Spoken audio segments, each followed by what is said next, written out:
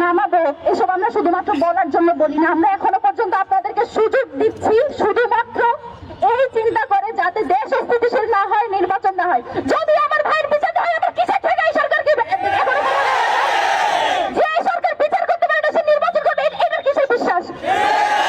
আর আইন উপদেষ্টা, আপনি 90 দিনের কিসের ভুগিচুকি বুঝান? আপনার ক্ষমতা আছে কয়দিন? আপনি তো থাকবেন আর এক মাস, আপনি 90 দিনে কেমনে কথা বলেন? আপনাকে 1 মাসের মধ্যে বিচার কার্য সম্পন্ন করতে হবে। একই সাথে যে খুনিরা শুধুমাত্র সুতার ফয়সাল, সে একেবারে শেষ ঘুটি, যে শেষ কার্য ঘটিয়েছে এই ঘটনায় স্পষ্টত রাষ্ট্রের একটা অংশ যারা এখনো পর্যন্ত ভারত এবং আওয়ামী লীগের পারপাস সার্ভ করে তারা এই কাজ ঘটিয়েছে। আমাদের কাছে তাদেরকে যত দ্রুত সম্ভব, এই যে মিলিটারি ইন্টেলিজেন্স, তাদের কাছে সব তথ্য ছিল। আমার ভাইকে কারা খুন করবে, তারা কিভাবে ছাড়া পেয়েছে, তারা যে ইনকিলাব কালচারাল সেন্টারে আসছে, সব তথ্য তাদের কাছে ছিল। তারপরে তারা এই কাণ্ড ঘটতে দিয়েছে। তার দায় তাদেরকে নিয়ে এখনো পর্যন্ত যে আওয়ামী দোসররা এই সব কার্য ঘটাচ্ছে তাদেরকে অতি দ্রুত গ্রেপ্তার করতে হবে। এই ব্যাপারে কোনো সুশীলতা মানি না। আমরা এখনো পর্যন্ত স্থির আছি। বাংলাদেশের জনগণ মুখিয়ে আছে কখন ইনকিলাব মঞ্চ ঘোষণা দিবে এবং তারা রাজপথে নেমে এসে যা পারে তাই করবে। আমরা সেটা হতে দিচ্ছি না। তার মানে এই না যে আমরা শেষ পর্যন্ত দেখে যাবো যে আপনারা কি করেন। আজকেও বাংলাদেশে বিভিন্ন জায়গায় হত্যা হচ্ছে, বিভিন্ন জায়গায় গুলি করে মানুষকে মেরে ফেলা হচ্ছে। যে সরকার স্থিতিশীল দেশ রাখতে পারছে না, তো স্থিতিশীলতার দোহাই দিয়ে আমরা কি সব আটকে রাখবো? আমার কোনো ঠেকা নাই যে আপনারা আমি সরকারে বসে রাখবো। লাইফটাইম বাইর করবে এই সরকারের যে সব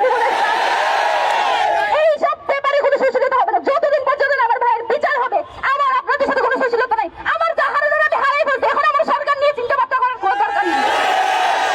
আমাদের বিচার লাগবে এবং সেটা নির্বাচনের আগে, এবং সেটা 1 মাসের মধ্যে।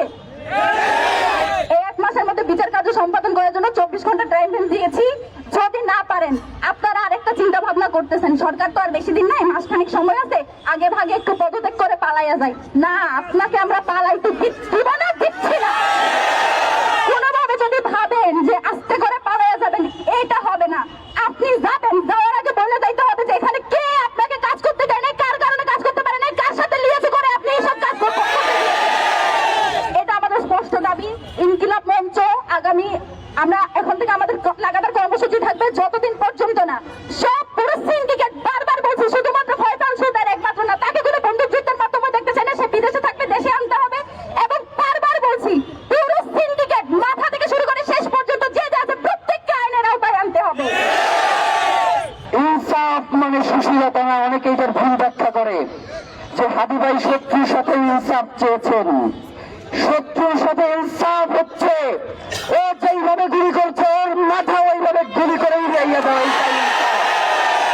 প্রিয় ভাইয়েরা, আমরা ইনকিলাব মঞ্চ বাংলাদেশের স্বাধীনতা সার্বভৌমত্ব বিনষ্ট হয়ে এই ধরনের কোন কার্যক্রমের সাথে আমরা একমত নই। বাংলাদেশের স্থিতিশীলতা রক্ষার জন্য আমাদেরকে যদি জীবন দিতে হয়, আমরা তার জন্য প্রস্তুত হয়েছি। এই কথা হাদি ভাই আমাদেরকে একদিনের জন্য শেখান নাই, তিনি আমাদেরকে তুলে তুলে এইভাবেই তৈরি করে গেছেন। সুতরাং নির্বাচনকে নির্বাচনের সময়ই হইতে দিতে হবে। নির্বাচন নিয়ে কালক্ষেপণ করা যাইবে না, কারণ হাদি ভাইকে হত্যাকাণ্ডের পিছনে নির্বাচনকে পেছানোর একটা ষড়যন্ত্র রয়েছে। সুতরাং নির্বাচনকে পিছানো এবং হাদি ভাইয়ের বিচার দুইটা আলাদা বিষয়, দুইটাকে কখনোই আপনারা এক করবেন না। নির্বাচন নির্বাচনের সময় হবে, হাদি ভাইয়ের বিচার এটার জন্য আমরা সময় দিয়েছি 1 মাস। নির্বাচনের এখনো বাকি আছে প্রায় 2 মাস থেকে 2.5 মাস। সুতরাং আমরা তো সময় দিয়ে দিয়েছি তাদেরকে 1 মাস।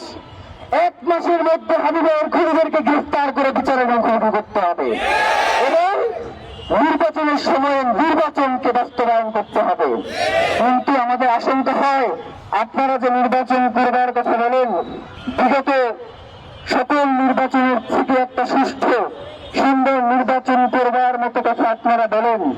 হাদি ভাই তো গুলি করা হয়েছে আছে কতদিন? 11 দিন। এখন পর্যন্ত হাদি ভাইয়ের গুলির সাথে যারা জড়িত তাদের একজনকে আপনারা গ্রেফতার করতে পারেন নাই। তার পিতামাতাকে গ্রেফতার করছেন, তার পিতামাতাকে এই খুন করে দিয়ে গেছে। তথ্যের দরকার ছিল, ওকে ঠিক আছে, তাদেরকে তুলে আনছেন, ঠিক আছে। এখন পর্যন্ত মানে ভাইসিলে দেখেন একটু আগে দেখলাম যে একটা ই করছে সংবাদ সম্মেলন করছে, বলতেছে যে ওসমান হাদির খুনিদের অবস্থান আপনারা নিশ্চিত করতে পারছে, কিন্তু কোন জায়গায় সেইটা বলতেছে না, সে নিশ্চিত করে ফেলছে। মানে বেড়া তারিখে নিশ্চিত করার জন্য বলছি না তারা গ্রেফতার করার জন্য বলছি। ওসমান হাদি ভাইয়ের খুনিদেরকে অতি দ্রুত যদি গ্রেফতার করা না হয়, বাংলাদেশের যে কোনো পরিস্থিতির জন্য এই সরকারকেই দায় নিতে হবে। এই সরকার বলতেই খালি ডক্টর ইউনূস। 5 তারিখে বাংলাদেশের সকল রাজনৈতিক দল এবং বাংলাদেশের আইন শৃঙ্খলা বাহিনী এবং ডিফেন্স সবাই মিলে এই রাষ্ট্রের দায়িত্ব নিয়েছিল, ঠিক কিনা? সুতরাং ওসমান হাদি ভাইয়ের খুনিদেরকে যদি 30 কার্যদিবসের মধ্যে এর বিচার সম্পন্ন না করা হয় এবং খুনিদের গ্রেফতার করে জনতার মুখোমুখি না করা হয়, তাহলে এই যতগুলো নাম বললাম সকলকেই দায় নিতে হবে। শহীদ ওসমান হাদি হত্যাকাণ্ডের সাথে জড়িত খুনিদের বিচারের জন্য একটি দ্রুত বিচারিক ট্রাইব্যুনালের মধ্য দিয়ে 30 কার্যদিবসের মধ্যে এই বিচার কার্য সম্পন্ন করতে হবে এবং তদন্তের জন্য FBI থেকে শুরু করে আন্তর্জাতিক গোয়েন্দা সংস্থা যারা পেশাদারী এবং নির্ভরযোগ্য তাদেরকে এই মামলার তদন্তের সাথে যুক্ত করতে হবে।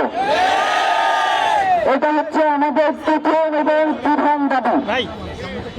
আমাদের দ্বিতীয় দাবি ছিল সিভিল মিলিটারি ইন্টেলিজেন্সের মধ্যে ঘাপটি মেরে বসে থাকা আওয়ামী পুলিশদের দ্রুত গ্রেফতার করে বিচারের মুখোমুখি করতে হবে। এবং আমাদের তৃতীয় দাবি ছিল স্বরাষ্ট্র উপদেষ্টা, বিশেষ সহকারী এবং আইন উপদেষ্টা, আপনারা এই খুনের পিছনে কারা কারা জড়িত রয়েছে এখন পর্যন্ত আপনারা সেটাকে পরিষ্কার করতে পারেন না। সুতরাং আপনাদের কি কি অপরাধতা রয়েছে এটা পরিষ্কার করবার ক্ষেত্রে কোথায় কোথায় আপনারা বাধাগ্রস্ত হচ্ছেন, কে কে আপনাদেরকে এই কাজে বাধা দিচ্ছে, তাদের নাম বলে তারপর আপনাকে পদত্যাগ করতে হবে, তার আগে কোনো পদত্যাগ করবে না। প্রিয় ভাইয়েরা, এই 3টে দাবির জন্য আমরা ইনকিলাব মঞ্চের পক্ষ থেকে জবাব দেওয়ার জন্য তাদেরকে 24 ঘন্টা বেছে দিয়েছি। 24 ঘন্টার মধ্যে স্বরাষ্ট্র উপদেষ্টা, বিশেষ সহকারী আইন উপদেষ্টা তারা আপনাদের এই মিডিয়াকে ডেকে বলবেন যে তারা এর পরিপ্রেক্ষিতে কি ব্যবস্থা গ্রহণ করেছেন।